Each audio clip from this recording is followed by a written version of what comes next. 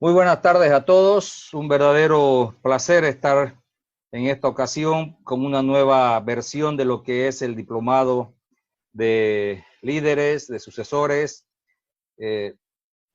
Todo lo que vamos a ver de aquí para adelante, quisiera que lo consideren simplemente como una base, puesto que a lo largo del curso, a lo largo de las charlas, les voy a ir pasando unos links a los grupos para que con esos links puedan ampliar más datos sobre lo que estamos hablando los días sábados. Para los que no me conocen, soy Bismar Alberto Cuellar Chávez, soy economista, me he desarrollado toda mi vida profesional en la actividad petrolera, actualmente trabajo en empresas petroleras, soy diplomado en varias profesiones y especialmente tengo un posgrado en historia.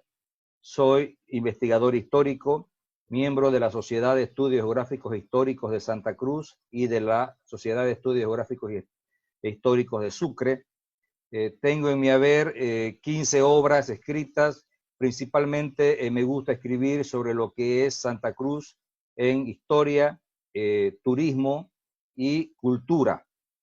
Me apasioné por escribir sobre Santa Cruz luego de una mala experiencia que estuve en Europa cuando, bueno, una empresa árabe inglesa me llevó a Inglaterra a hacer un curso y me preguntaban sobre mi tierra y lastimosamente yo no tenía que contestar porque no conocía la historia de Santa Cruz, la historia de Bolivia.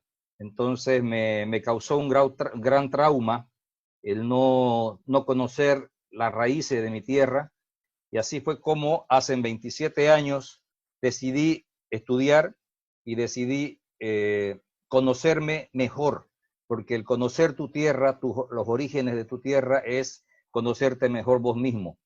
Entonces, así fue como me inscribí en un posgrado de historia, me gradué en el posgrado, y desde entonces me he dedicado a investigar en muchos archivos, tanto en Europa como en 10 países de Europa, como en toda América y en los archivos de Bolivia, para tratar de conocer un poquito más. Obviamente que nadie llega a conocer todo, porque eso sería imposible, pero sí tratamos de asimilar la mayor parte de los conocimientos suficientes para conocer nuestros orígenes y saber quiénes somos.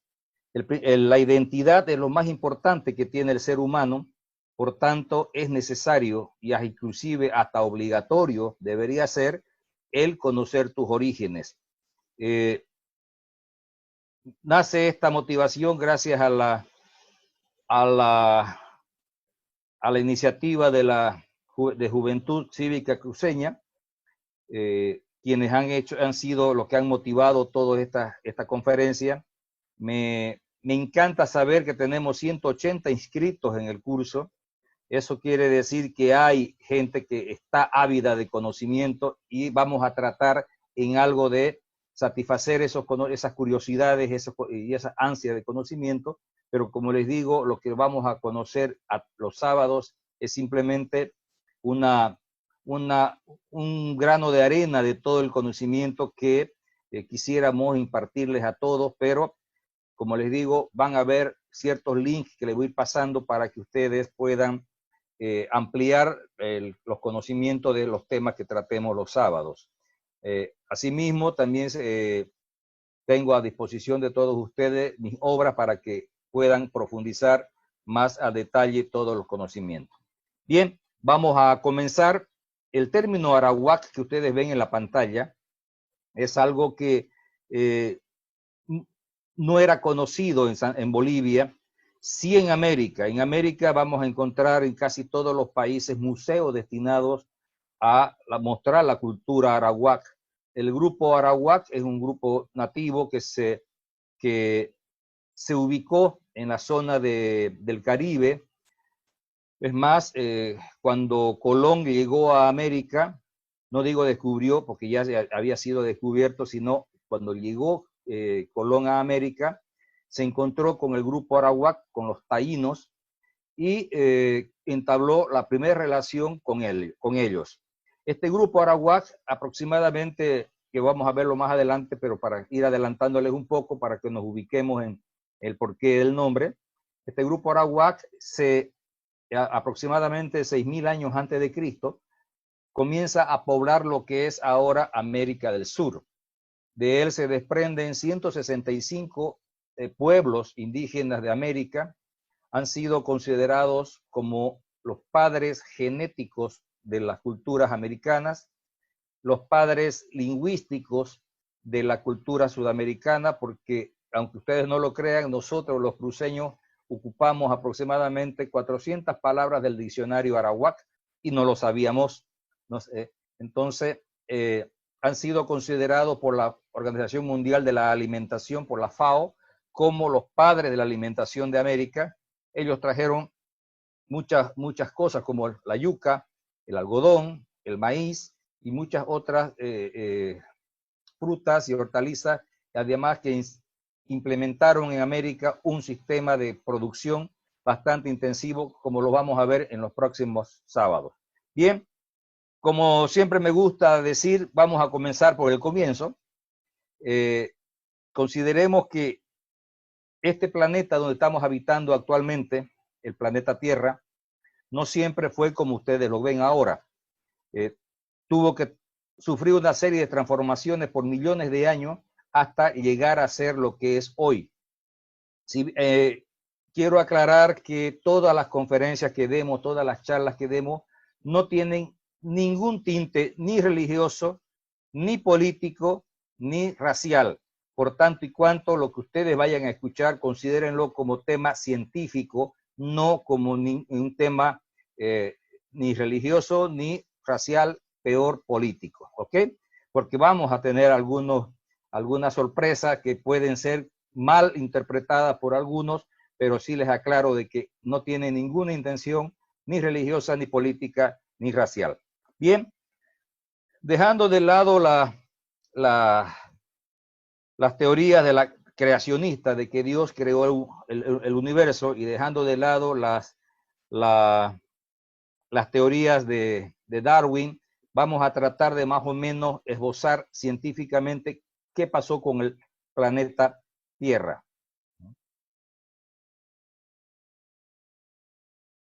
El planeta, que tiene aproximadamente 4.500 millones de años de vida, a lo largo de todo el ciclo hasta llegar al actual, ha venido sufriendo una serie de transformaciones desde el Balbará, que fue el primer continente el primer nombre que se le dio a ese gran continente que aglutinaba a toda la Tierra.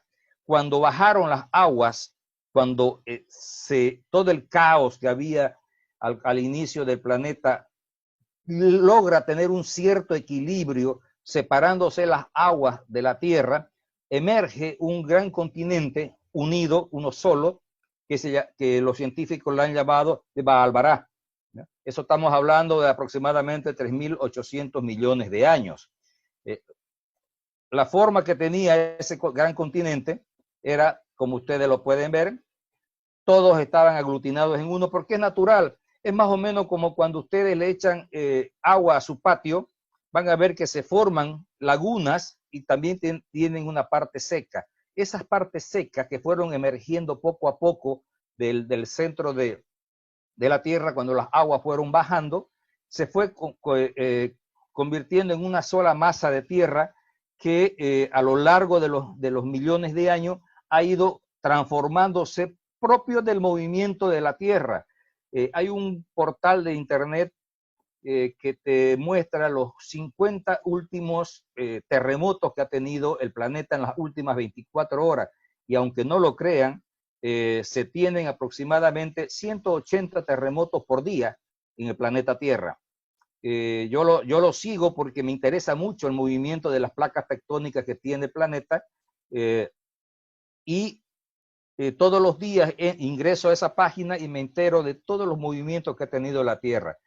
Y ese movimiento natural de las placas tectónicas, que se mueven igual que tu techo de losa, que el frío hace que todas las placas se contraigan, ¿ya? Y cuando viene el calor hace que se expandan. Entonces ese movimiento natural de las placas ha ido transformando este gran continente hasta convertirlo en varios continentes.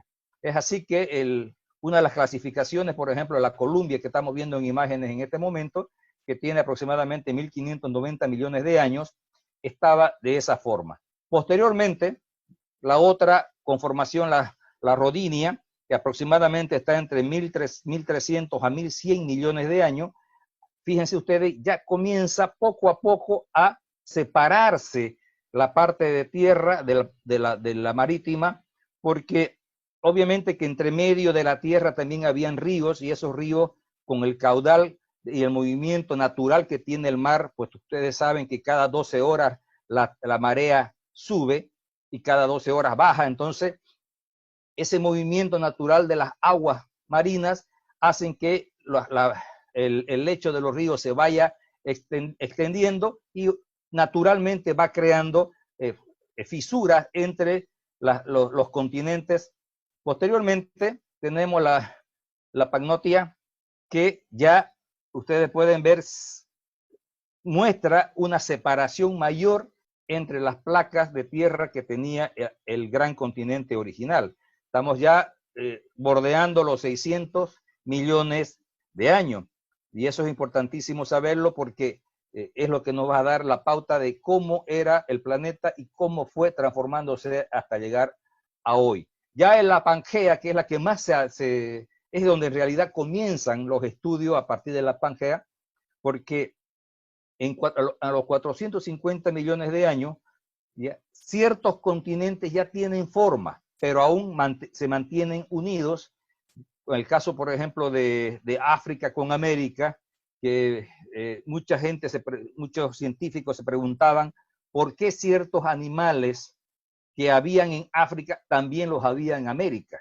Y obviamente que cuando se separan las placas continentales y se forman los continentes, alguien quedó al otro lado. Es más, inclusive hay algunos fósiles que se han encontrado donde la mitad del fósil está en África y la mitad está en Brasil, o sea, en América. Entonces, es bien complejo este tema y yo les voy a pasar una serie de links para que vayan ustedes ampliando sus conocimientos sobre este fenómeno que sufrió el planeta Tierra hasta llegar a formarse lo que es actualmente.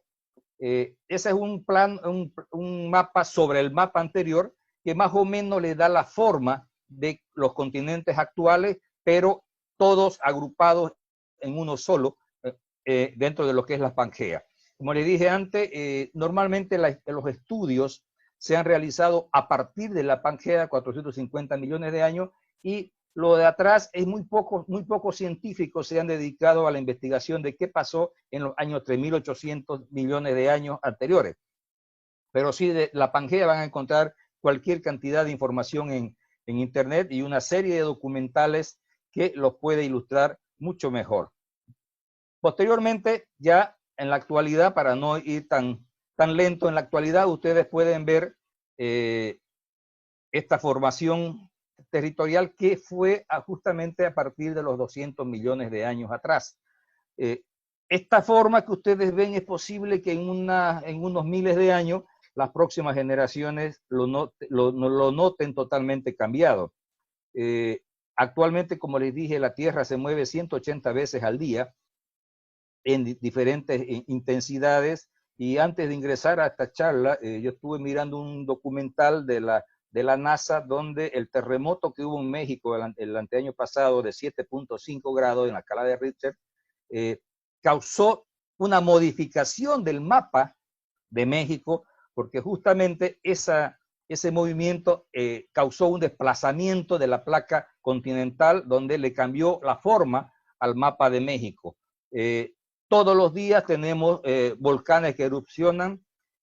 Esos volcanes son los que generan una infinidad de islas. Ustedes van a ver islas tan pequeñas, principalmente en la Melanesia, que es donde está el cinturón volcánico de la Tierra, que abarca desde la costa de Chile y va hasta la China, y pasando por lo que es la Polinesia y la Melanesia, que es donde mayor movimiento hay, porque estas placas todavía siguen en movimiento. Uno de los principales movimientos que se produjo en América aproximadamente 3 millones de años atrás fue la que causó la aparición de lo que la formación de lo que es la cordillera de los Andes, puesto que estas dos placas que antes estaban juntas, de tanto presionarse entre ellas, la placa de Nazca, que se llama, termina metiéndose debajo de la placa continental y hace que todo lo que es la cordillera de los Andes se eleve. Entonces, esta placa de Nazca sigue en movimiento. Actualmente ya está pasando por debajo de Cochabamba. Por eso es que constantemente, y ustedes han visto que hemos tenido un movimiento hace unos días atrás de 3.5, hace unos 4 meses hemos tenido otro movimiento de 3.7. Entonces, ese movimiento natural de las placas hace que se vaya transformando los continentes.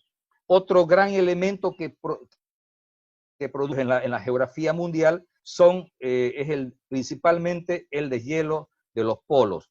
Ustedes saben que los polos están poco a poco perdiendo su masa de hielo y esa acumulación de agua que está sobre el nivel del mar hace que ese mismo nivel suba nuevamente y comience a inundar ciertas islas y comience a inundar ciertas costas, de tal manera que poco a poco los continentes se van a ir achicando porque las aguas van a ir subiendo. Dentro de lo que es el universo, dentro de lo que es el planeta Tierra, existe una teoría y bien aceptada y es real, y es muy real, de que nada de aquí se pierde, todo se transforma. Aquello que fue agua, que se deslizó hacia los polos, hacia los extremos de los polos, producto de la fuerza gravitacional de la Tierra y de la rotación de la Tierra, que se fue yendo hacia los extremos, esa misma agua congelada es parte de lo que era el agua de antes. O sea, no es que porque llueve aumenta la cantidad de agua en el planeta, no aumenta. ¿Por qué? Porque es la misma agua que se recicla a través del vapor, a través de la vaporización, se convierte en nube y vuelve a caer en la misma agua. Aquí no se genera agua, por si acaso, y tampoco se genera tierra. Todo lo que está en el planeta es nuestro.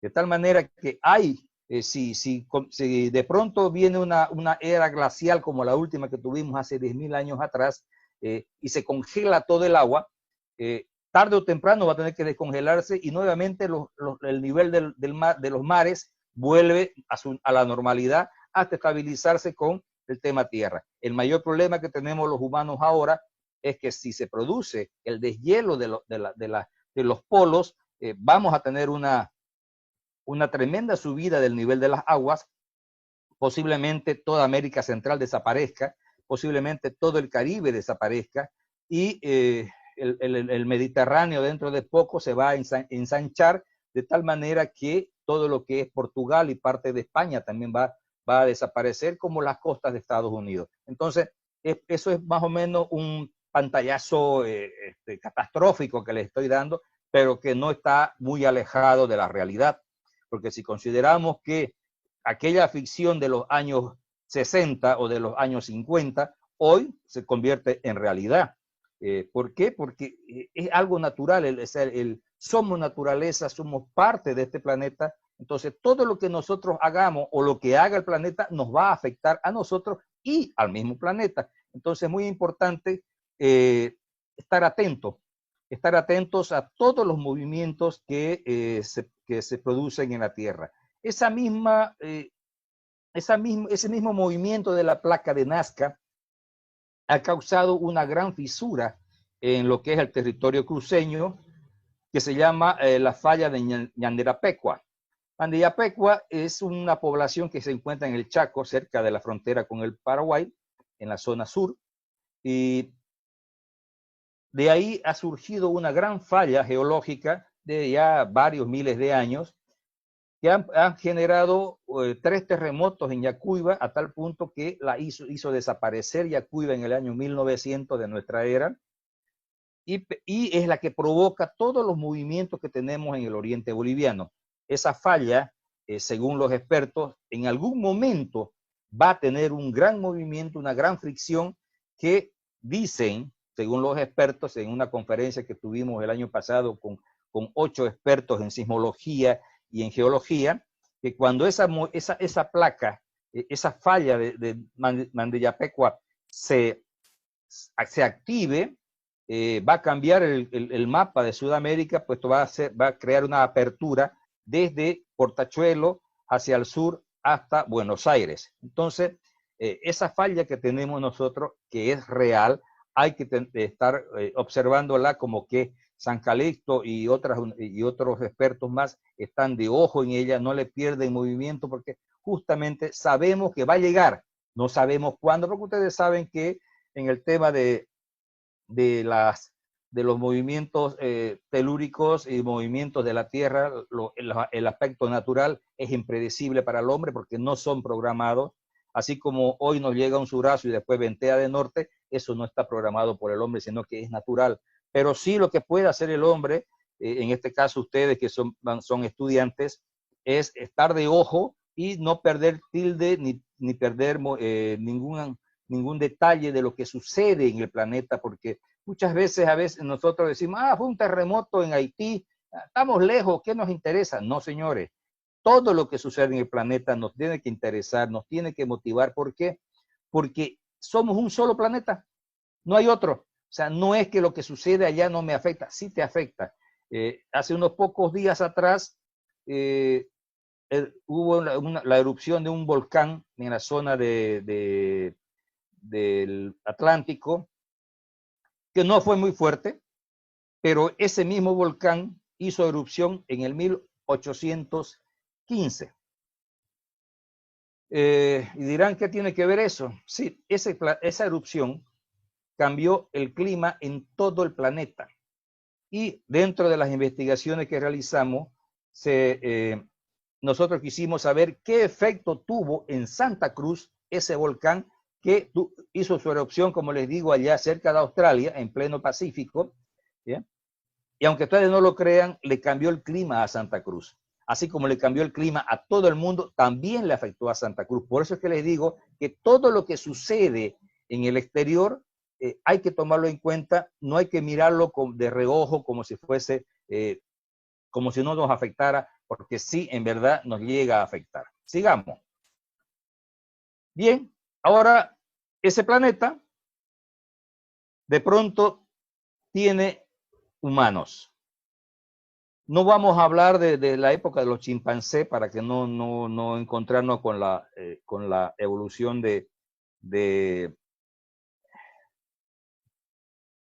con la teoría evolucionista de Darwin, pero sí vamos a arrancar desde ese punto, el Homo sapiens. El Homo sapiens, luego de pasar por los Neandertal, luego de pasar por los Cromañón, que les voy a pasar algunos documentales sobre eso para que también tengan conocimiento, ese Homo sapiens ya era un ser inteligente y bípedo. O sea, ya se manejaba con sus 2 pies. Ya hacían varios miles de años que había aparecido el Homo erectus, que está acá, ¿ya? Que fue el primer hombre la primera especie que se pudo transportar en 2 pies. Luego de muchas transformaciones, llegamos al Homo sapiens. El Homo sapiens se considera que surge en África aproximadamente hace 200.000 años, por tanto se lo considera como el primer ancestro de lo que es el hombre actual. Si bien nosotros ahora somos Homo sapiens sapiens, ¿ya? Por la misma evolución que ha sufrido las transformaciones que ha sufrido tanto el cuerpo como principalmente el cerebro del hombre, nos hace que seamos como somos ahora. Este Homo sapiens sapiens, que es descendiente del Homo erectus, como le dije, que aproximadamente estuvo entre 1.800.000 años hasta 500.000 años antes del presente, que evolucionó en el Homo sapiens sapiens, siempre tuvo una iniciativa natural, que es moverse. Digo moverse porque el hombre siempre trata de buscar otros lugares, de desplazarse y conocer. El hombre por lo general es curioso.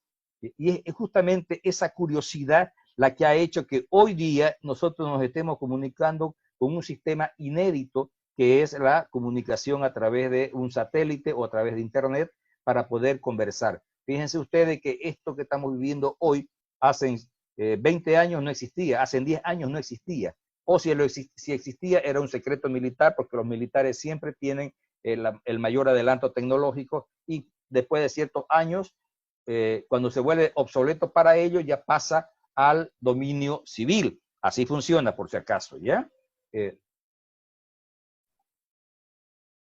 Entonces, este hombre emergente en África, ¿ya? Se determinó que es justamente proveniente de África, que es el primer Homo sapiens que se tuvo. Entonces se hizo un estudio genético y se determinó que el origen de nosotros, seres humanos, está justamente en los restos arqueológicos encontrados en África, donde se hizo todo el estudio genético y se determinó que efectivamente el hombre que nació en ese lugar es el que ha dado origen a toda la humanidad. Esto es importantísimo, investigarlo más, es apasionante el tema y bueno, espero que en las próximas charlas que tengamos, alguno de ustedes tenga algún comentario al respecto. Entonces, pero es bueno puntualizar lo siguiente, ¿ya? Y ya habían, por lo menos 500.000 años antes, ya habían, ¿ya?, humanos o homínidos en Pekín, y en el tal que habían salido de África y se habían acomodado en Europa y en Asia. Pero esos homínidos todavía no eran evolucionados a Homo sapiens. Eso es bueno saberlo porque les van a decir, no, pero si ya 500.000 años atrás ya había gente en Europa y en Asia. Sí, señor, había, pero no eran Homo sapiens todavía. Bien. Como les dije, el hombre siempre fue curioso, fue andante y determinó más o menos entre 160.000 años a 135.000 años atrás, comenzaron los primeros grupos a salir del África, ya como Homo sapiens, y lograr y poblar varias otras tierras. Eso, por ejemplo, lo podemos ver en el mapa de la izquierda, que hicieron un grupo, se fue a Cabo de Buena Esperanza, que está al sur, ¿ya? Luego a la cuenca del Congo, que está en el centro, a Costa de Marfil, que está un poquito más arriba en el lado izquierdo. Entonces, ese grupo comenzaron a poblar, a conocer esos nuevos lugares y obviamente que ellos portaban lo que la ciencia le ha llamado L1, que es el genoma 1. Entonces, aquí es bueno aclararle algo. A ese primer humano, todo se le puso 0. Genoma 0, grupo sanguíneo 0, porque de ahí ya aparecieron los otros. Ustedes van a ver que la mayoría de nosotros somos 0 positivo. ¿Ya? Uno le llaman O, no, pero no es O, es 0. 0 RH positivo. ¿Ya? Y después va, poco a poco ese hombre migrado, ese L1 y ese 0 positivo migró hacia la zona de Asia, en donde cambió totalmente su hábitat y cambió totalmente su alimentación. Entonces, ese cambio natural en el hombre produjo un cambio genético, obviamente con miles de años. Produce un cambio genético porque el cuerpo es una tremenda máquina que se adecua al medio ambiente y a su alimentación. Entonces, este grupo que migró hacia la zona de Asia, a la zona de Rusia, a la Euroasia, al cambiar su alimentación, cambió su grupo sanguíneo. Entonces, los científicos le han puesto a ese nuevo grupo el grupo A. Ahí surge el grupo A. Yo soy A, por ejemplo, ¿no? El otro grupo de este tipo L1 que migró hacia Europa, ¿ya?, también tenía una alimentación totalmente diferente a cuando vivía en África y totalmente diferente a los que migraron hacia la zona de Euroasia. Entonces, también su cuerpo mutó y la genética cambió, entonces, y su sangre también. Entonces, este tenía una sangre diferente al de África, diferente al de Euroasia, entonces se le puso B. Entonces, ahí surgen los grupos sanguíneos 0, A y B. ¿Cómo es que tenemos los AB? Eso se produce aproximadamente en el año 1200, cuando todo el grupo A invade Europa, ¿bien?, con los musulmanes principalmente, y se produce el mestizaje entre los A con el B, dando como resultado los grupos sanguíneos de AB. Todos eran positivos, todos. Hasta ahora, nadie, ningún científico ha podido descubrir cuándo y por qué se produce la mutación al negativo. Nadie lo sabe. A pesar que han habido una infinidad de investigaciones, nadie sabe por qué la sangre del positivo, del A positivo, del B positivo, del 0 positivo, cambió a negativo. Nadie sabe. Sigamos.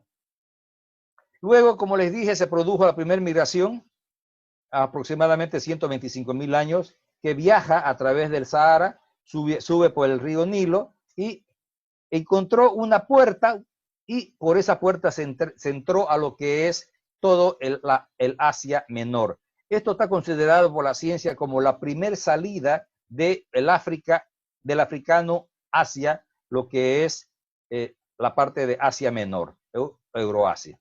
Posteriormente, y lamentablemente, este grupo se extinguió hace aproximadamente 90.000 años, luego que vino un enfriamiento global que convirtió a toda esa zona de Euroasia y del norte de África en un tremendo desierto. Esa región nuevamente volvió a ser poblada por los neandertales, que, huyendo de ese frío, que ellos estaban, como les dije, ubicados en Asia y en Europa, tuvieron que bajar huyendo del frío y se ubicaron en esta zona. Luego, aproximadamente unos 85.000 años, un grupo logró cruzar el Mar Rojo y siguiendo, sigamos el mapa de arriba, por favor, el verde, ¿ya? Y siguiendo toda la costa, llega hasta la actual India, ¿no? Estas personas, todas ellas no eran africanas, eran del segundo grupo, que estaba ya ubicado en la zona norte de África, pero ya no pertenecían al grupo 0 original del centro de América, ¿no? Entonces, desde ahí, como les dije, el hombre siempre le encantó andar y descubrir. Es de ahí que ellos recorren toda la costa, ¿ya?, llegando pasando por Sri Lanka, que está en el sur de la India.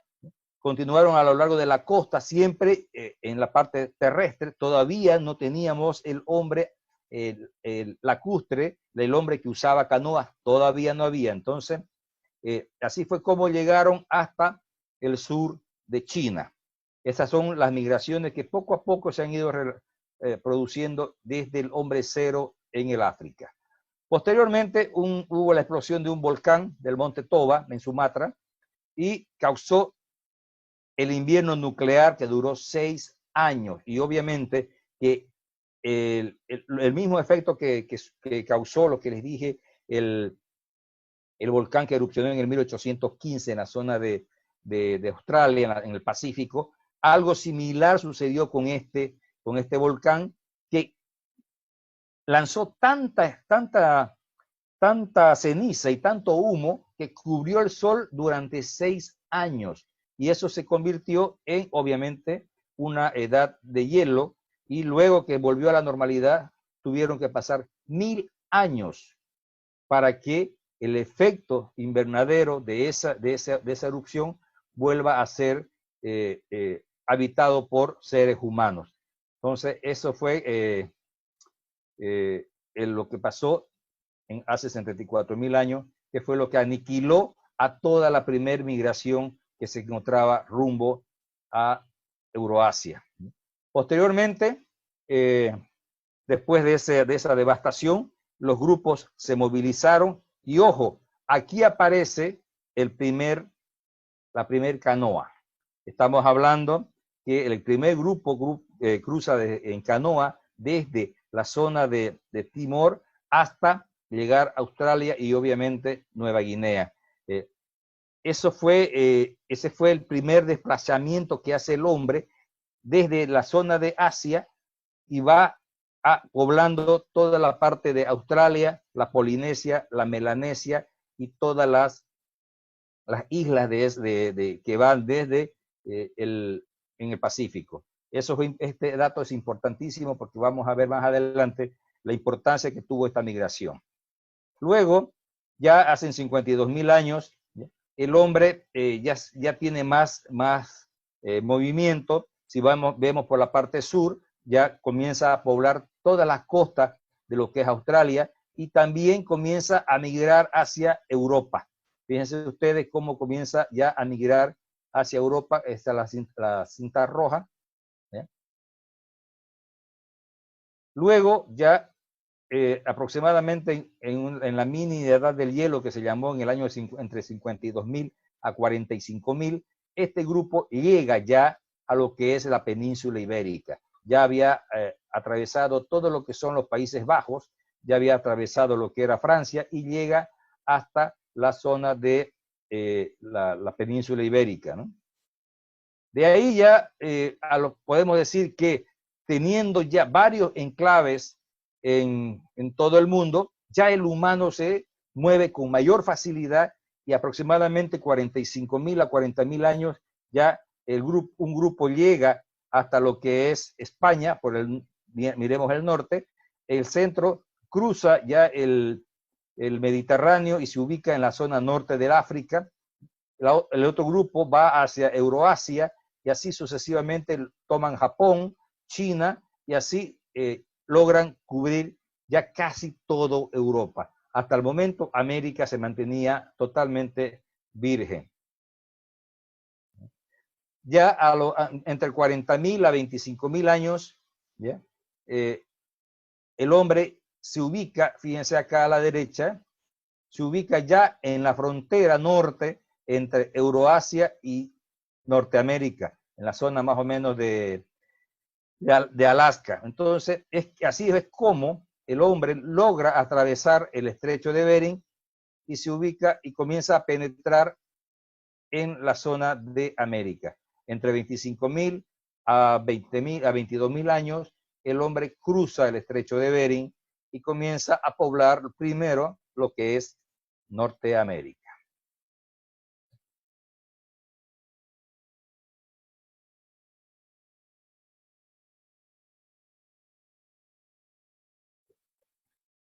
Aproximadamente 19,000 a 15,000 años, ese hombre migra hacia lo que es Centroamérica y posteriormente se ubica en la zona norte de Sudamérica, principalmente en la zona de la desembocadura del río Amazonas en Brasil, en lo que es Brasil actualmente. Posteriormente viene nuevamente una época glacial, como les dije, aproximadamente 10,000 años. Hace 10,000 años vino la última época glacial que congeló absolutamente todo el norte del continente, lo que produjo una mortandad total de los pueblos que se encontraban en el norte y muchos de ellos migraron hacia el sur, huyendo justamente del clima hostil que venía de la zona norte.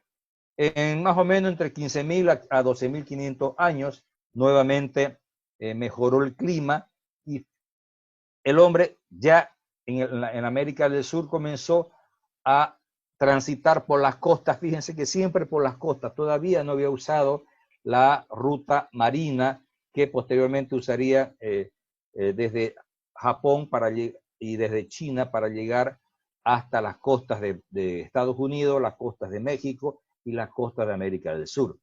Entonces, de acuerdo a los estudios que se han hecho de carbono 14, se tiene el primer grupo nativo registrado en la zona de Monteverde, en Chile, que nos indica y nos muestra aproximadamente una antigüedad de entre 12.000 a 13.000 años de antigüedad. Esto se han encontrado varias herramientas que obviamente rudimentarias, principalmente de piedra, que era lo que usaba el hombre primitivo. En la zona de Bolivia, principalmente en la zona de Santa Cruz, se ha encontrado herramientas de aproximadamente 14.000 años de antigüedad en la zona de Pulquina y de la zona de Saipina. Entonces, quiere decir que ese mismo hombre que bajó hacia Chile, tuvo que tener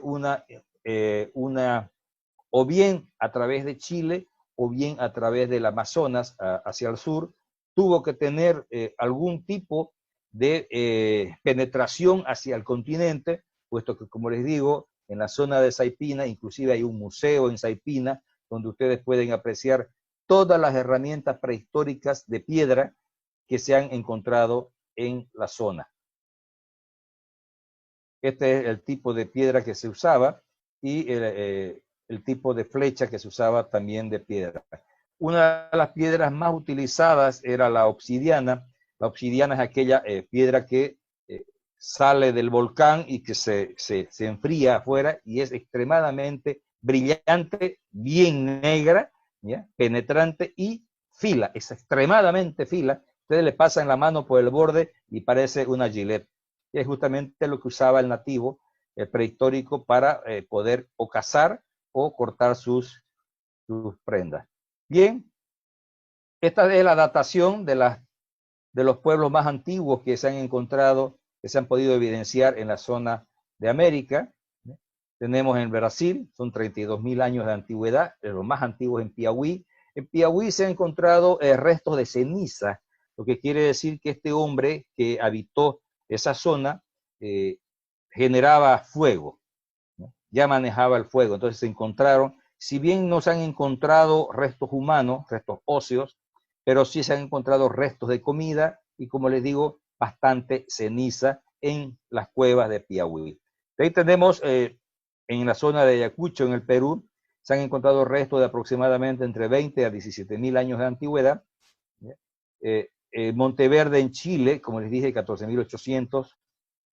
En este estudio, los científicos no han considerado lo que les comenté antes sobre Saipina, porque hay los mismos restos que fueron encontrados en esa zona y datados aproximadamente entre 14 a 17.000 años de antigüedad. Luego, ¿y eso es por qué? Porque justamente nosotros, si ustedes se fijan, los países donde sí se tienen estudios es los que se publican. Aquellos países que no han hecho ningún tipo de estudio, como el caso de Bolivia, que muy poco estudio se ha hecho sobre lo que es el origen del hombre y nuestras culturas prehispánicas o prehistóricas, no entramos nosotros dentro de los estudios universales o no entramos en la consideración de los científicos a nivel mundial, justamente porque no tenemos los estudios, pero sí tenemos las evidencias. Es bastante paradójico el tema. Entonces tenemos en Estados Unidos la cultura Clovis, que se llamó justamente porque se encontraron una serie de herramientas en la población de Clovis, llamada Clovis, datada aproximadamente 13.500 años de antigüedad. Luego, en Bogotá también se han encontrado restos de la cultura prehistórica de aproximadamente de 12.400 años de antigüedad. Tenemos en la Argentina que se han encontrado restos datados aproximadamente 11.000 años de antigüedad, y con eso nos permite conocer la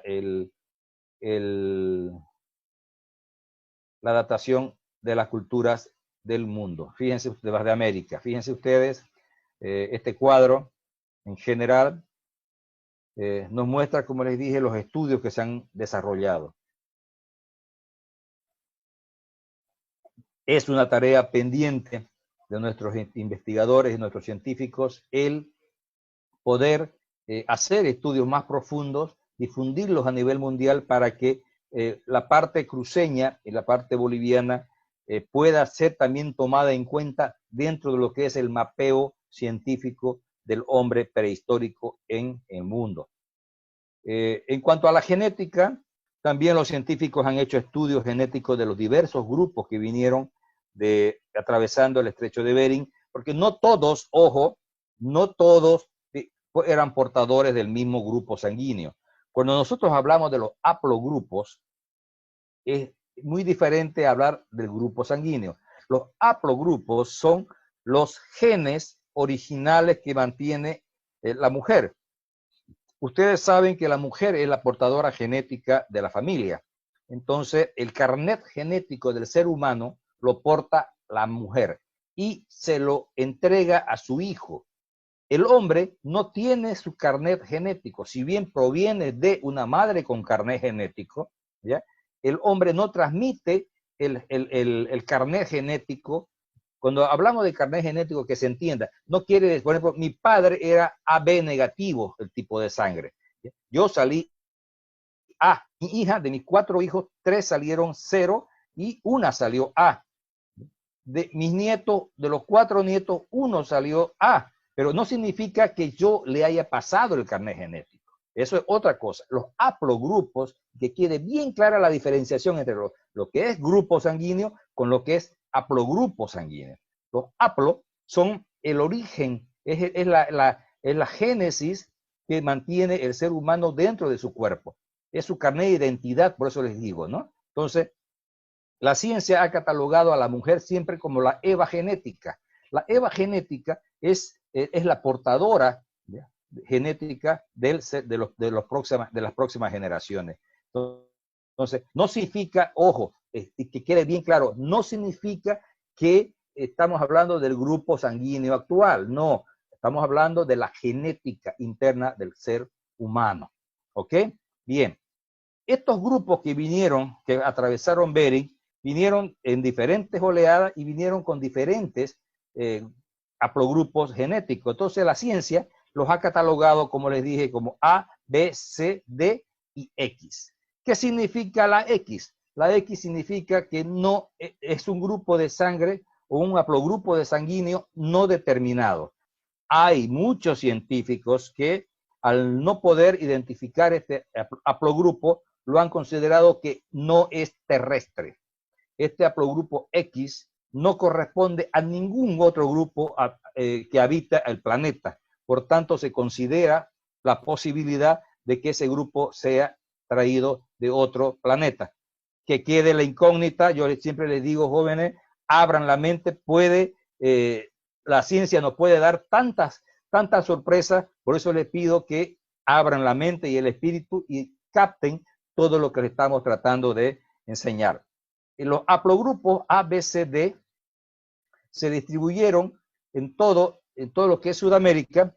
Por ejemplo, en Norteamérica se mantuvieron el A en la zona central, el D en la zona de la costa del Pacífico y la B es la que bajó a México. La B en la zona sur, en América del Sur, la encontramos en todo lo que es Ecuador, Perú y Bolivia. Posteriormente, en las próximas clases vamos a hablar sobre estos grupos para que se conozca el origen de cada uno y el por qué les estoy mostrando este mapa para que ustedes conozcan la distribución de los haplogrupos sanguíneos, ¿ya? Y después vamos a hablar de por qué es importante conocer los haplogrupos, porque eso nos va a dar una idea del origen de las diferentes razas o grupos étnicos o culturas, ya que no se puede decir raza, no sé por qué, pero bueno, para que ustedes entiendan se los digo, ¿ok? Entonces, así quedó conformado el mapa genético de América. Según estos genetistas, tanto Douglas Wallace como Antonio Torrone y Theodore Schur indican que los haplogrupos A, C y D son los más antiguos. Tiene aproximadamente 35.000 años de antigüedad. Y el grupo B es el más joven, entre comillas, con apenas 15.000 años de antigüedad. Ubíquense bien y van a conocer el por qué las culturas de México y de y del occidente sudamericano son tan similares porque justamente vienen del mismo haplogrupo genético, o sea, de la misma rama. Esto es importantísimo que se sepa, ¿ya? ¿Ok? Entonces, eso ha sido todo por hoy, con el origen del planeta y el origen del hombre y su distribución en América del Sur y América del Norte. Ya la próxima charla vamos a entrar, ya centrarnos en lo que es Sudamérica, luego nos vamos a centrar en lo que es Bolivia y vamos a terminar en lo que es Santa Cruz. Para mayor información, ustedes tienen disponible la colección de libros de el origen, la historia de Santa Cruz, desde los orígenes del hombre. Nos vamos a transportar a 10.000 años antes de Cristo, desde ahí comienza esta historia, para conocer todo, absolutamente todo, sobre el origen del hombre y sobre principalmente el origen de las culturas del oriente boliviano. Eso ha sido todo por hoy. Les agradezco infinitamente por la atención y si tienen alguna pregunta, por favor, siéntanse en la libertad de hacerlo. Gracias a todos.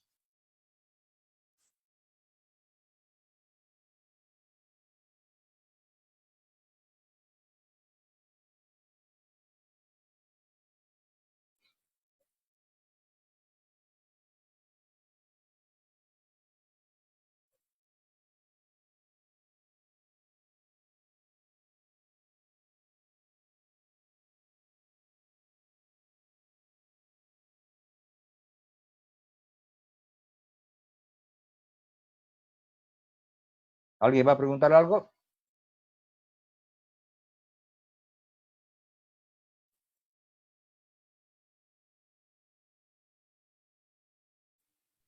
Bien, de acuerdo que se han hecho, se determinó que el grupo X, si lo ven arriba en la zona de Norteamérica, dice grupo A, B, C, D, X, se le colocó justamente la identificación de X, puesto que no guarda relación con ningún otro haplogrupo en todo el mundo. Este haplogrupo X son portadores de ellos los esquimales que viven en la zona norte de Estados Unidos y sur de lo que es Canadá, más o menos en la bahía de Hudson.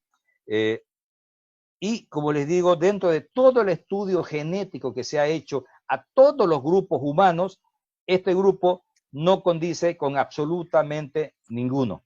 Por eso es que los científicos han dejado la incógnita de este grupo, inclusive, como les digo, especulándose de que no sería terrícola.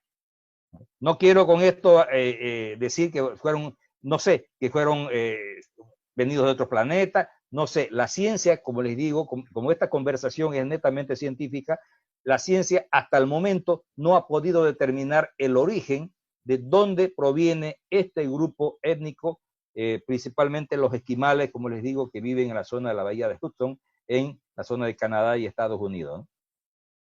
Espero que haya satisfecho su curiosidad. Si tiene alguna otra repregunta, puede repreguntar. Perfecto, doctor. Tenemos otra pregunta por parte de Livia Luciana Daza Villarroel. ¿Cuáles son otras fallas que hay en Bolivia? Bien, hablando de las fallas telúricas que tenemos, las fallas geológicas, mejor dicho, tenemos infinidad de fallas, ¿no?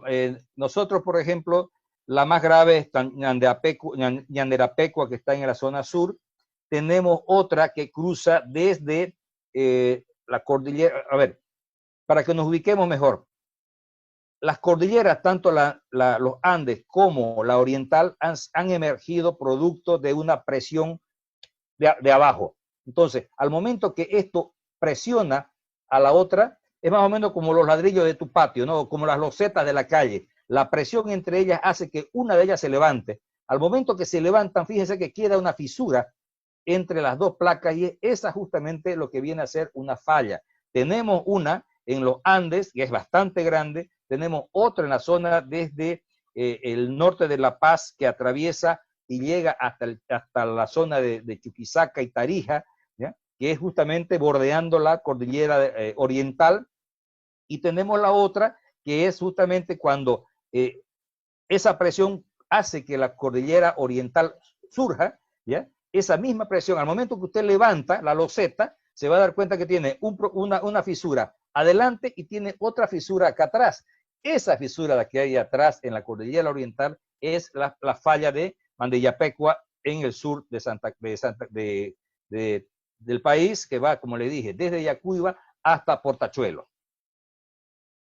Y tenemos una cuarta falla, que es en la zona chiquitana, donde también ustedes saben que toda la zona chiquitana está asentado sobre el famoso escudo brasilero. Geológicamente se lo llamó escudo brasilero, que es una placa de aproximadamente 20 kilómetros de ancho, ¿sí? De granito. Esas piedras que ustedes ven que emergen en la zona de San Javier de Chiquito, en la zona de Concepción, en la zona de San Ignacio, esas piedras grandes que ven, esas piedras redondotas, esas son granitos, que son justamente emergidas de la fricción que hubo donde se levantó esa zona. Entonces ahí tenemos otra gran falla también en la zona de Chiquito. Inclusive hay dos volcanes en Chiquito, que hay uno que fuma todos los días, bota un poquito de humo, ¿ya? Y hay otro que nos bota agua caliente en la zona de Aguas Calientes. Muchas gracias, doctor. Tenemos otra pregunta, pero creo que usted ya la respondió en lo largo de la charla, que es, bajo esa analogía, ¿la sangre predominante en América Latina no debería ser A? No. En realidad, el grupo sanguíneo A lo trajeron los españoles, ¿ya? Son los europeos, justamente porque cuando se produce la migración hacia América, los españoles, a partir de la llegada de Colón, ellos son portadores de A y de B y de AB. Entonces, aquellos que tienen la sangre A, B o AB todavía tienen rastro genético de los conquistadores españoles. Nuestra gente, todos los nativos de América, son todos ellos, y se lo puede comprobar con el estudio que se han hecho acá en Santa Cruz, donde los chiquitanos tienen sangre O. Si ha habido un mestizaje en alguna de las familias chiquitanas, usted va a encontrar alguno A o alguno B, pero la predominancia de todo el nativo sudamericano tiene que ser 0. Perfecto, doctor. Tenemos otra pregunta por parte de David Sapiencia. Pregunta, con la evidencia actual, ¿se puede decir que la cuna de la civilización de nuestro territorio sería la actual Saipina? Bien. Hubieron muchos científicos que intentaron explicar la cuna de la civilización. En la próxima presentación, el próximo sábado, vamos a hablar justamente de ese tema, pero me voy adelantando. No podemos confundir, y esto fue una polémica tremenda que se armó en la televisión, no podemos mezclar, o sea, confundir lo que es civilización con lo que es humanidad. La humanidad, como ustedes pueden ver, tiene una evolución de más de 1 millón de años, pero la civilización, ¿cómo es que se considera un país, o sea, una cultura civilizada? Cuando tiene escritura, cuando tiene diccionario, cuando tiene infraestructura, cuando tiene ciencia. Ahí es cuando se considera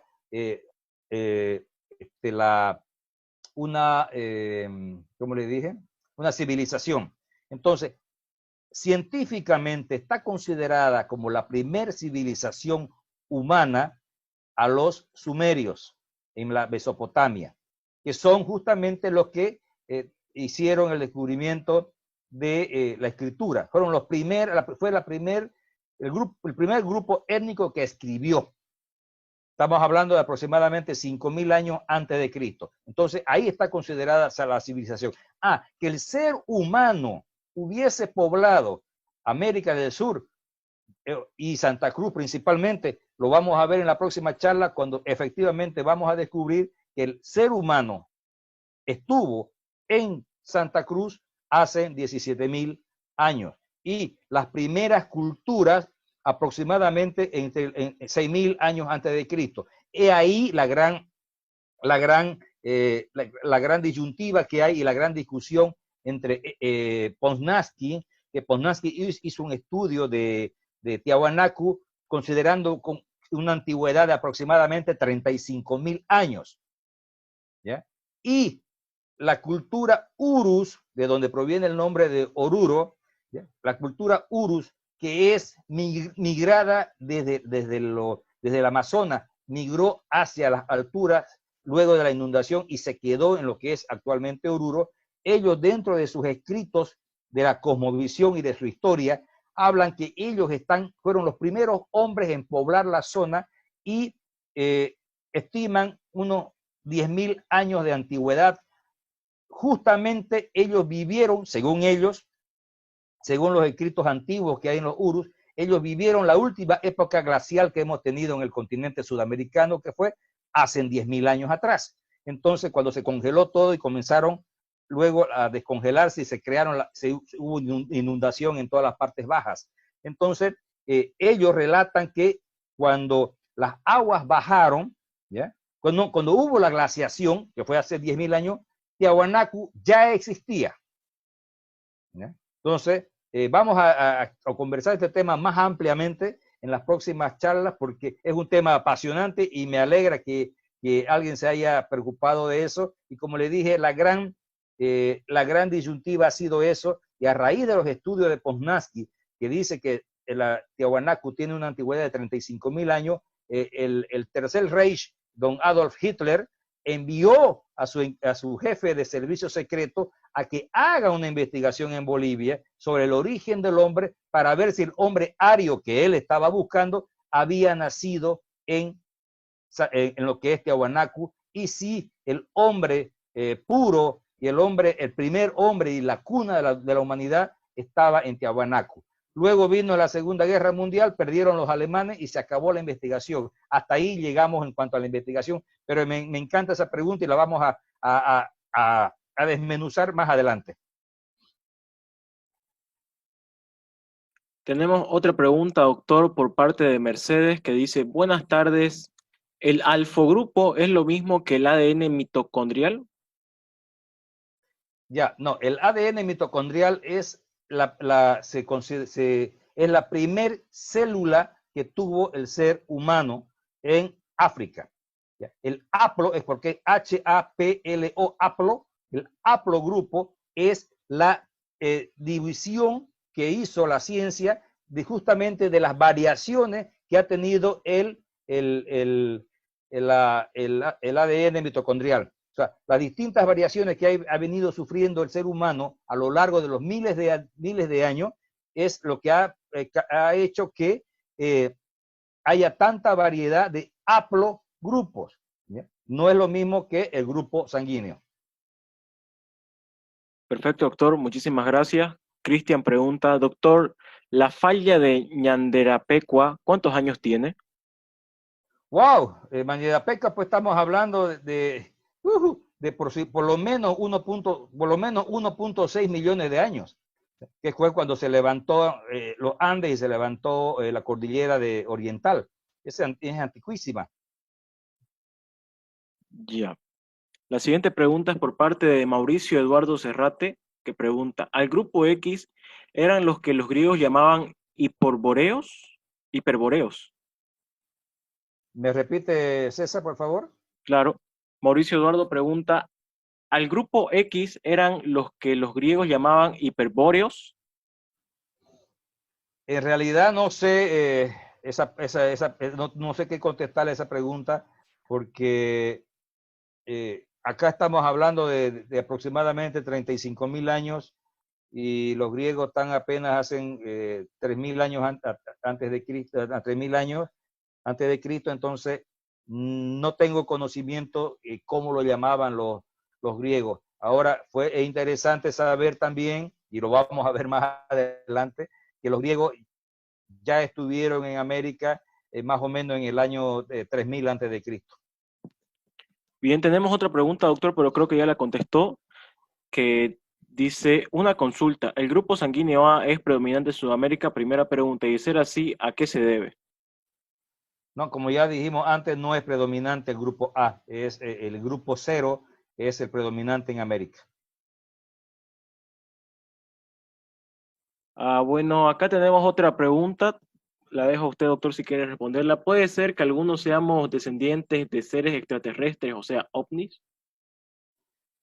Bueno, a mí algo que siempre les he pedido a todos los oyentes y todos mis alumnos es que siempre mantengan la mente abierta y el espíritu abierto. No conocemos todavía los secretos del universo. Eh, Dentro de la lógica me dice que no es posible que habiendo tantas millones de galaxias, tantos millones de planetas, que sea la Tierra la única que tenga las condiciones para habitar a un ser humano. Entonces yo no me extrañaría y fue justamente una de las preguntas que me hicieron en la conferencia de hace 2 días atrás, cuando hablábamos del origen del hombre en Bolivia, en otro grupo, cuando me decían, ¿quién cree que construyó Tiahuanacu? Eh, ¿Con qué herramientas? Si hace 35.000 años o hace 15.000 años no existía el rayo láser para poder cortar ese y transportar ese volumen de piedra, y más que todo hay piedras que pesan más de 100 toneladas, ¿cómo las movieron? Entonces, ¿cómo hicieron las figuras de Nazca y para qué? Principalmente la pregunta es ¿para qué? Entonces, es posible porque si nos vamos inclusive en la Biblia, si vamos a leer la Biblia, en la Biblia habla de seres de otros planetas. Yo me amparo en lo que dice el mismo Jesucristo cuando le dijo a Pilato, mi reino no es de este mundo. Y si ustedes leen con detenimiento la Biblia, hay varias descripciones de naves extraterrestres que entraban en contacto con los, con los, con los mensajeros de Dios. Tenemos la prueba de Ezequiel, que fue, o Isaías, creo que fue llevado en un carro de fuego que bajó del cielo. Tenemos el encuentro que describe Ezequiel, cuando dice, me encontré con Dios, y lo describe a Dios, y Dios no es ni más ni menos que un platillo volador, ¿ya? Una nave espacial. Entonces, pero obviamente tenemos que tomar en cuenta que la descripción que hace él es con el pensamiento y el conocimiento de hace 2000 años atrás. Entonces, cuando él ve un platillo volador, él cree que es Dios porque el platillo le hablaba, se movía, tenía un ruido como de miles de cascadas, dice, de agua. Entonces, esos eran los motores. Entonces, si nosotros, es muy diferente la percepción que tenía un hombre hace 2000 años a lo que tenemos ahora. Ahorita hasta un niño te puede describir un helicóptero, un avión, en esa época no. Entonces, no nos extrañemos, no nos extrañemos de que es posible. Inclusive hay teoría, le voy a decir un poquito más para dejarlo con la incógnita, para que ustedes investiguen. Hay inclusive la teoría de que cada raza que tenemos en la Tierra es producto de un planeta diferente. Dicen que el planeta Tierra es un experimento para ver cómo se relacionan las diferentes razas. Por eso que ustedes tienen hombre amarillo, hombre rojo, hombre blanco, hombre negro, tenemos chino, tenemos ojos redondos, tenemos de todo tipo, de una variedad de seres humanos que genéticamente son idénticos, pero que tienen diferentes aspectos físicos. Entonces, la ciencia de aquí para adelante, bueno, nos tendrá que ilustrar, y tal vez en las próximas generaciones ya se conozca el verdadero secreto del origen de la humanidad. Perfecto, doctor. Tenemos la siguiente pregunta por parte de Cristina Prado. Una consulta, por favor. A mí me interesa el pasado arborícola de algunos homínidos, es decir, que pasaban la mayor parte del tiempo en los árboles, al igual que los actuales primates. ¿Usted conoce si hay evidencias de estas condiciones arborícolas en los arawak? ¿Ha escuchado que los mapuches eran también arborícolas? No, no, Cristina, no hay ese registro en Sudamérica. Peor con los arawak, considerando que los arawak han sido considerados, como le dije, una gran cultura, una cultura elevada. Entonces difícilmente vamos a tener una cultura elevada con esas características. Además que el arawak, estamos hablando de aproximadamente 6.000 años antes de Cristo, y y el tema de los simios, estamos hablando de aproximadamente 2 millones de años. Entonces, hay una gran diferencia, pero Cristina, no hemos tenido ningún registro de ese tipo de comportamiento humano en lo que es América, o por lo menos no se lo conoce. Muchas gracias, doctor. Siguiente pregunta es por parte de, bueno, una serie de códigos 6CDPZ4. ¿Qué genética o qué tipo de genética tendríamos en Sudamérica? No le entiendo la pregunta, pero si más o menos está hablando de los haplogrupos genéticos, en el mapa que están mirando ahorita, ustedes pueden ver que todas las culturas que son de Occidente, o sea, lo que es Colombia, Ecuador, Perú, parte de Bolivia y norte de Chile, tiene el haplogrupo B, ¿ya? Que es, como le digo, con una antigüedad de 15.000 años, y la zona amazónica, toda la otra costa es de haplogrupo C, ¿no? Entonces, eso lo vamos a conocer más al detalle cuando hagamos el estudio genético de las diferentes etnias que hay en Bolivia. Sigamos, tenemos a Miguel Cabaza. ¿Y los del grupo 0, doctor? Bueno, No, Miguel, lo que hablé del grupo 0 es el hombre nativo de África, ¿ya? Que se le colocó el grupo 0 como ADN mitocondrial. O sea, es el origen, el primer Homo sapiens sapiens que se tuvo en el planeta. A ese se lo denominó 0, que fue el que inició toda la migración a Europa. Ahora, este otro estudio genético que se generó es justamente de todos los grupos genéticos que hay en América, pero no tiene ya nada que ver con el 0 original. Ten en cuenta que estamos hablando de un África de 200.000 años de antigüedad versus una migración de 25.000 años. O sea, estás hablando de una brecha de 175.000 años de diferencia entre el grupo, entre el 0 nativo de África versus el hombre ya migrado y mestizado y evolucionado o genéticamente cambiado, que llegó hasta América.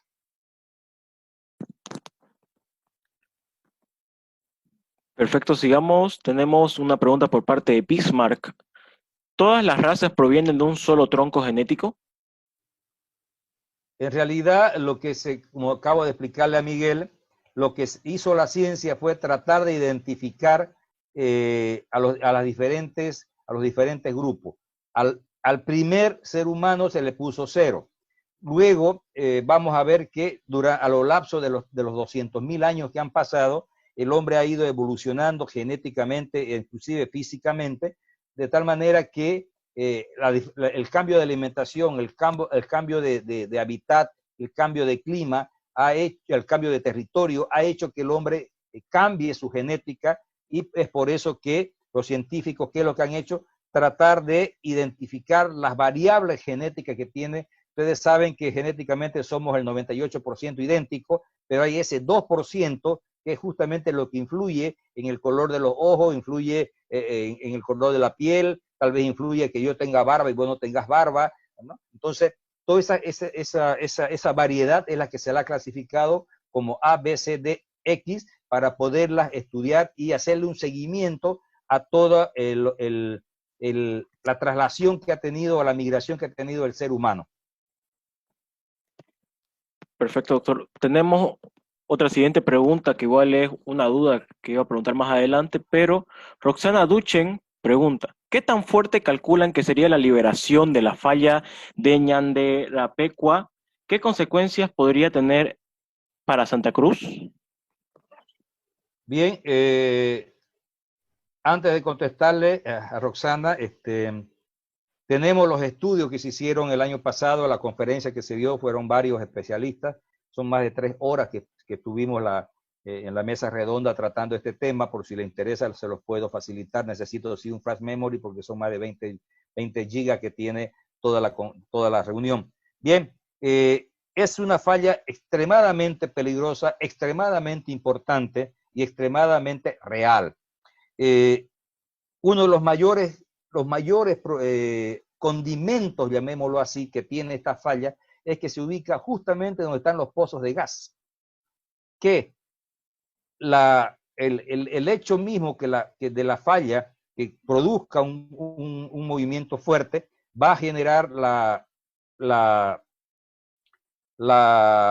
liberación de gases, y aparte de lo que va a ser telúrico, va a ir acompañado de mucho fuego. Como le dije anteriormente, las previsiones catastróficas que se prevén, estamos hablando que se va a abrir la tierra desde Portachuelo hasta Buenos Aires, ¿ya?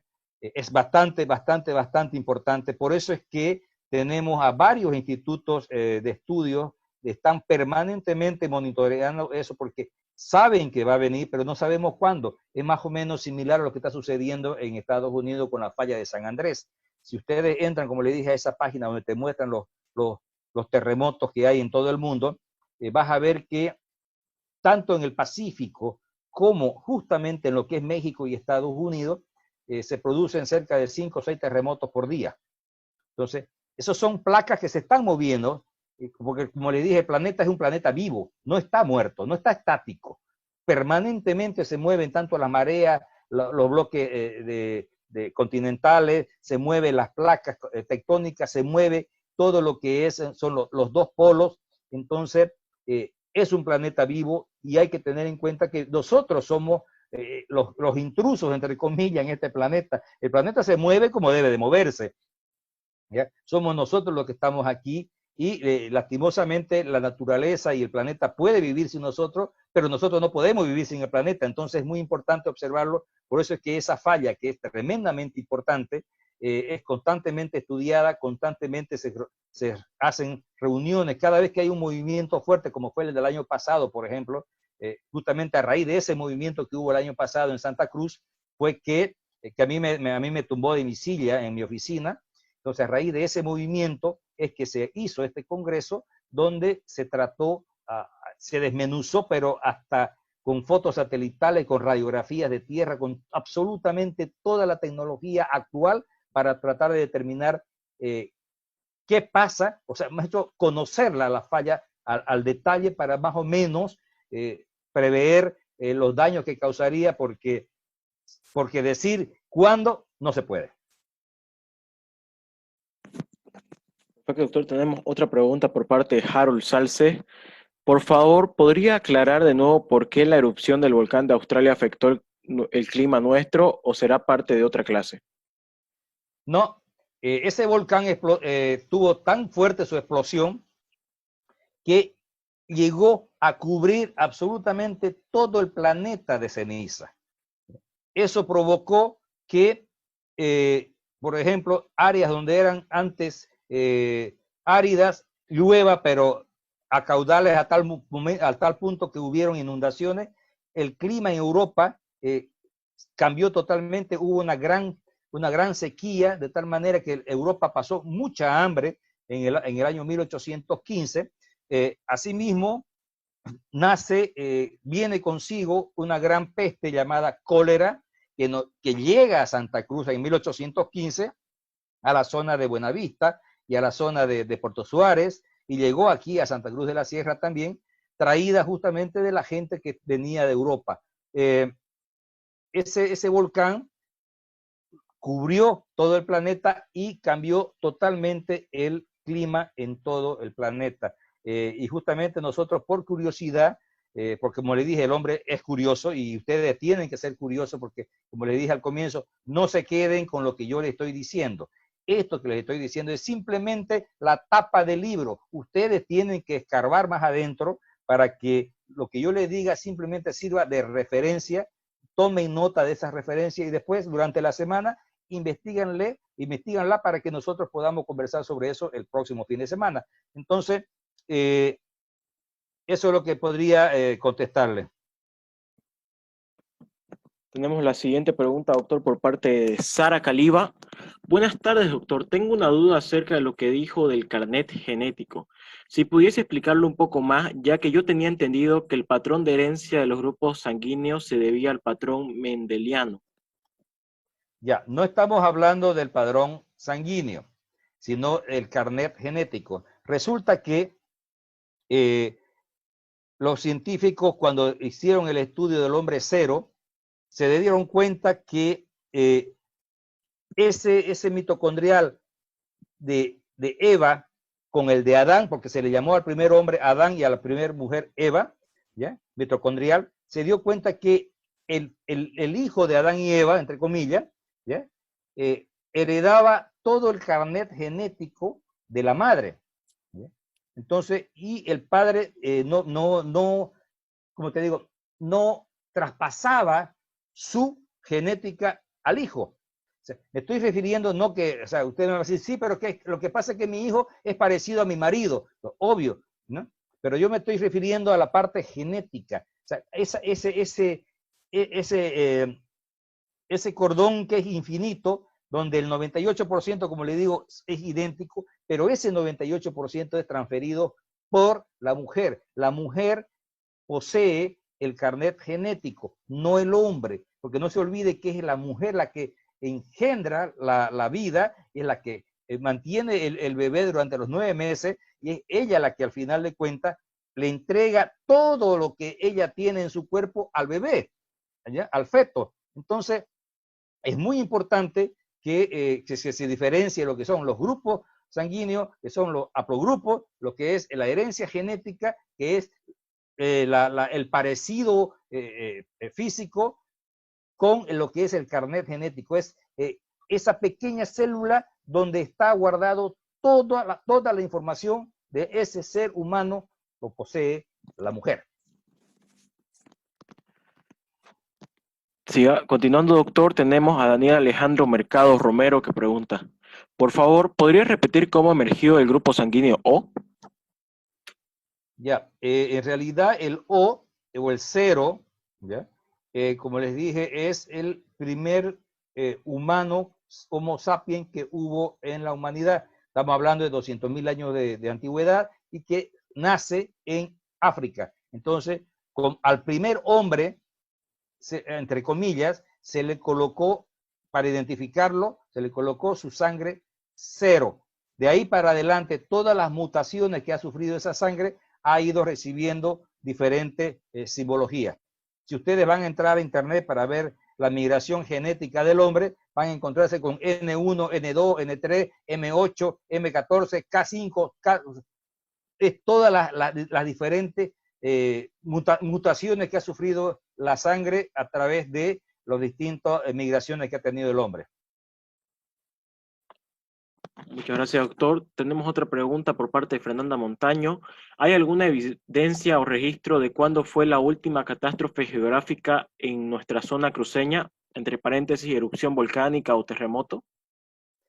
Bueno, el último movimiento más o menos importante fue justamente en agosto del año pasado, ¿ya? Cuando los edificios temblaron, se balancearon, pero sí, desastre no ha habido nunca en Santa Cruz. Lo más grave ha sucedido en el norte, en Portachuelo, en Buenavista, donde se han partido las paredes.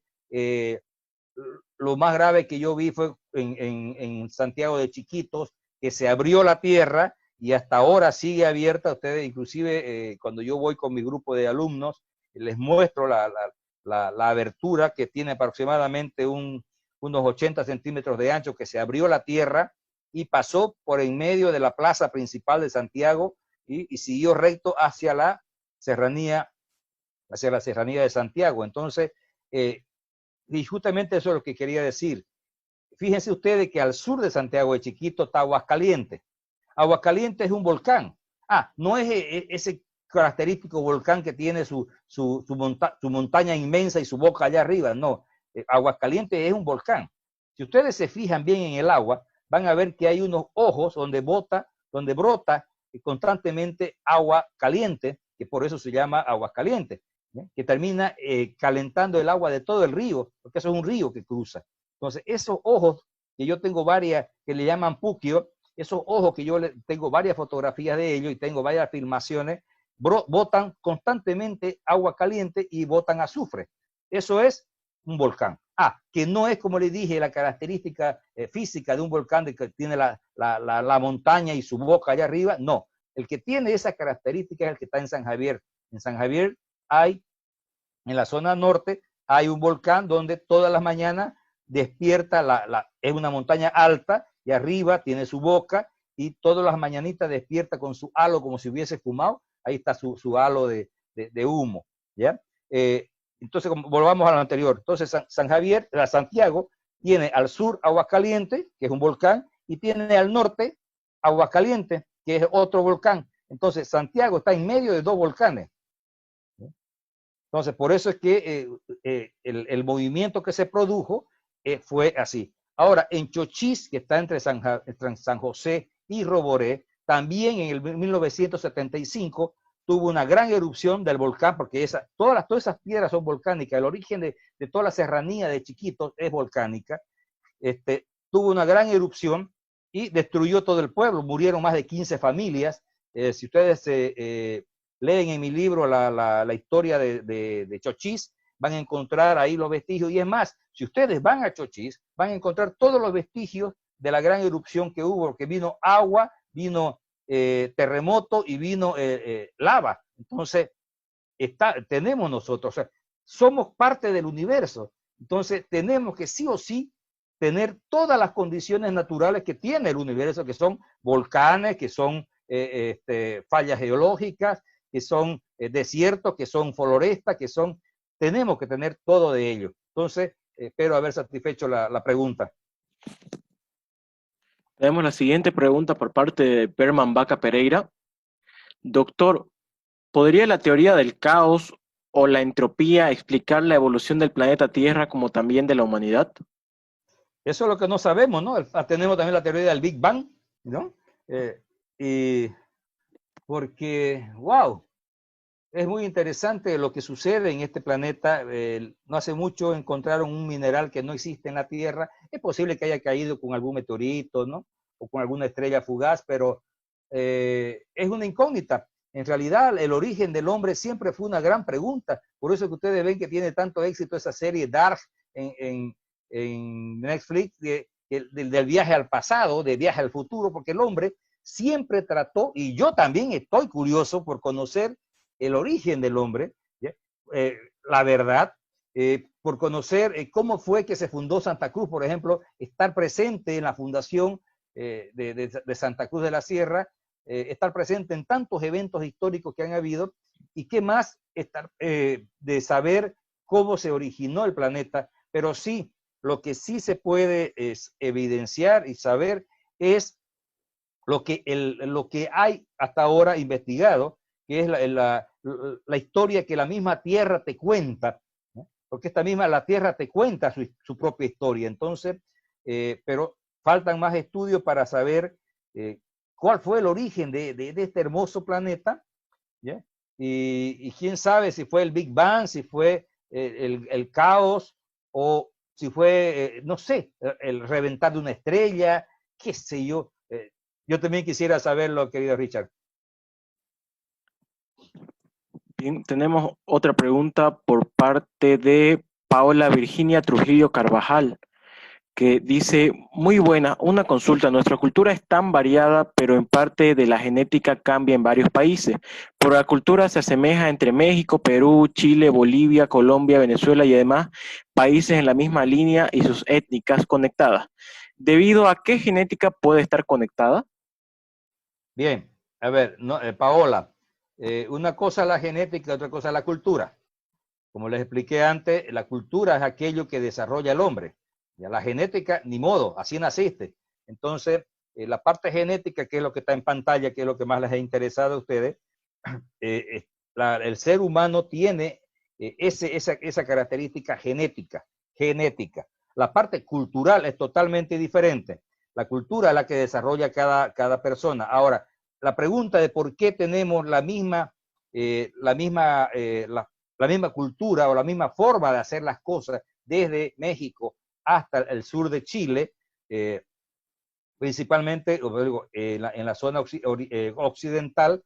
Inclusive vemos que el andino boliviano es muy parecido al andino mexicano o al ciudadano mexicano. Justamente eso es genética, ¿ya?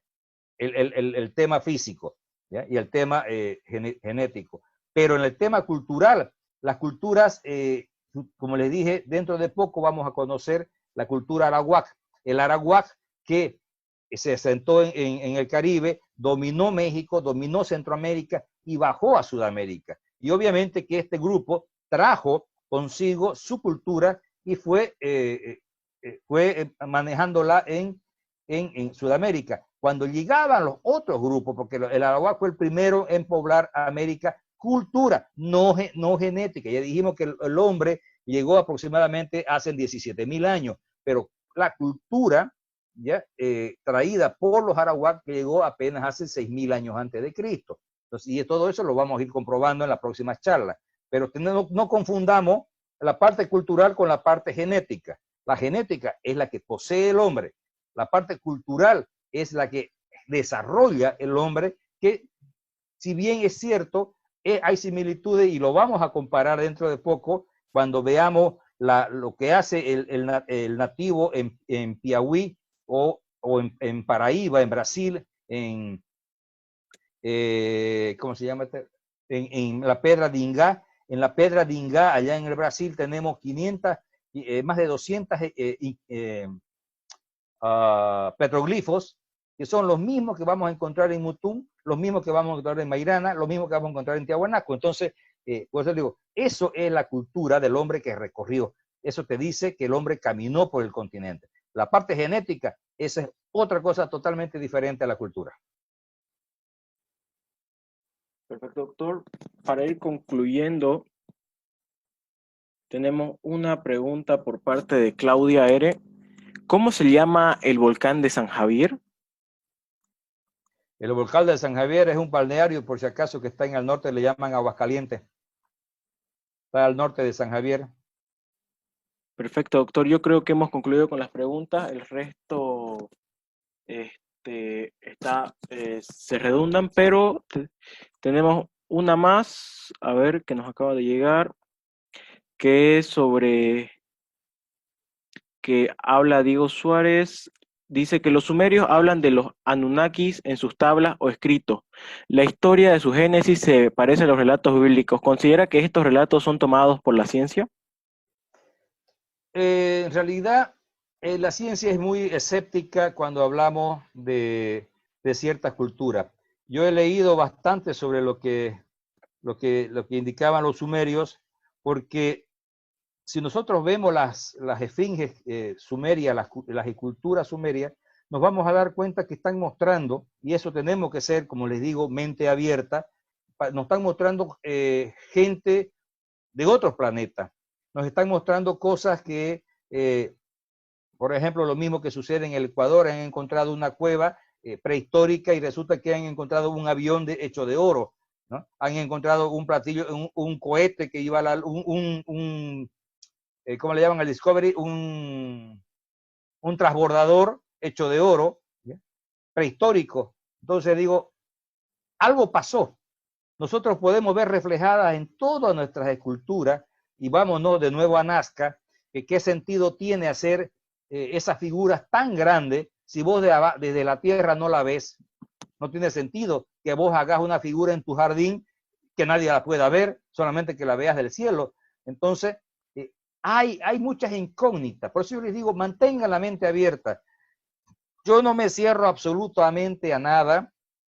Yo he recorrido los lugares arqueológicos desde los 13 años en compañía de mi amigo Erich von Däniken, y si ustedes leen los libros de Erich von Däniken se van a dar cuenta que para él el planeta ha sido hecho por los extraterrestres.